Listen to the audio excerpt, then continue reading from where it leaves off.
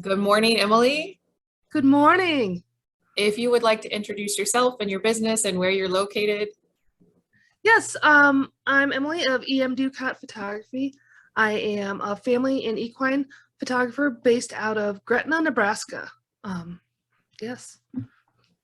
And for those of people who don't live in Nebraska, what part of Nebraska is that? Good question. That is more of the eastern side of Nebraska, kind of near Omaha and Lincoln, kind of in between those. But with the equine part of things, horses, I go kind of all over the place. Sure. How did you wind up specializing in what you do now?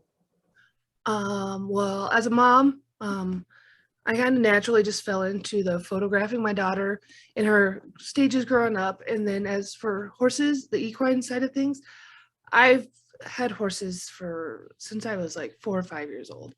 For a while there, I didn't even photograph them. I wasn't on my forefront of my mind. It was in mom mode. But then as time went on, my daughter fell in love with it. It's like, why am I not combining these two passions?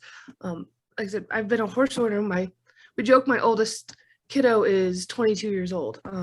She's a horse I've had since she was 4 months old. My daughter will tell you she's the favorite of the family.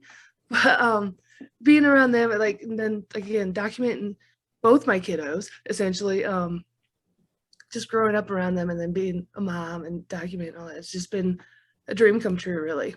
That's great.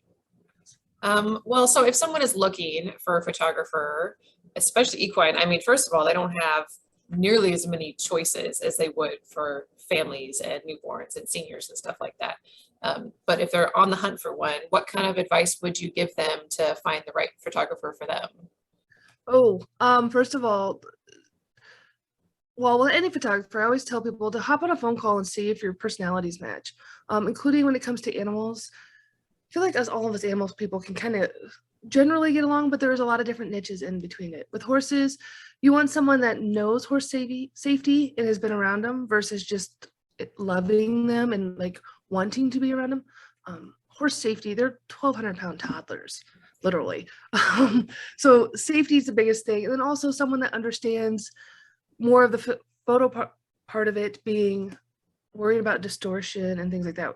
Unless you want your horse to look like a character with the big nose and little booty, like go for it.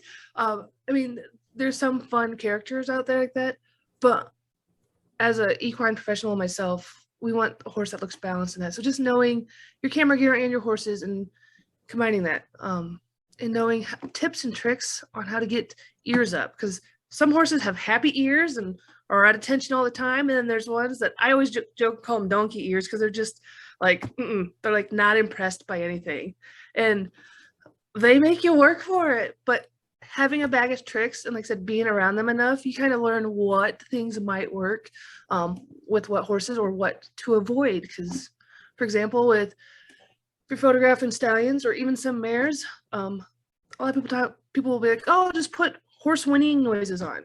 Well, sometimes that can trigger other attitudes or personalities, including if you're, like I said, working with stallions and stuff.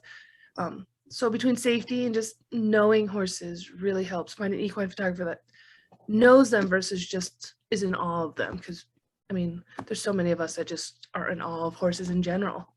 And then always, actually, another bit would be having an extra set of hands there. I always try to bring an assistant with me, but having someone else to help with that horse so that that person or couple is not worried or stressed, so they can focus on photographing them and feeling good. But yes, safety with horses, I always joke, there's never enough hands on deck when it comes to animals. We always want to make sure safety comes first. So when you do photos with horses, I mean, that's so unique. I'm assuming that you wind up going to their land or their property most of the Yes. time. Oh yes, I spend a chunk of time traveling. And it's easier for me to come to someone. I have private land I photograph. I do a lot of my family photography on private land. But if there's family that wants with their horses or even just the horse part themselves, I'm traveling to them. We all know our animals are most comfortable when they're on their home turf. And actually that works same for their riders. They don't have to worry about packing the whole barn up and bringing it towards me. I mean, I always have extra halters and brushes and things like that, that just in case we need. But overall, it's just easier to come to them. So there is a lot more travel involved in it. Put me on a 2-lane highway in the middle of nowhere, I'm the happiest. Well, where can people best find you? On your website, social media? Where can they find you? I'm a little on Facebook and Instagram under EMDukat Photography, but best source is my website, www.emdukatphotography.com.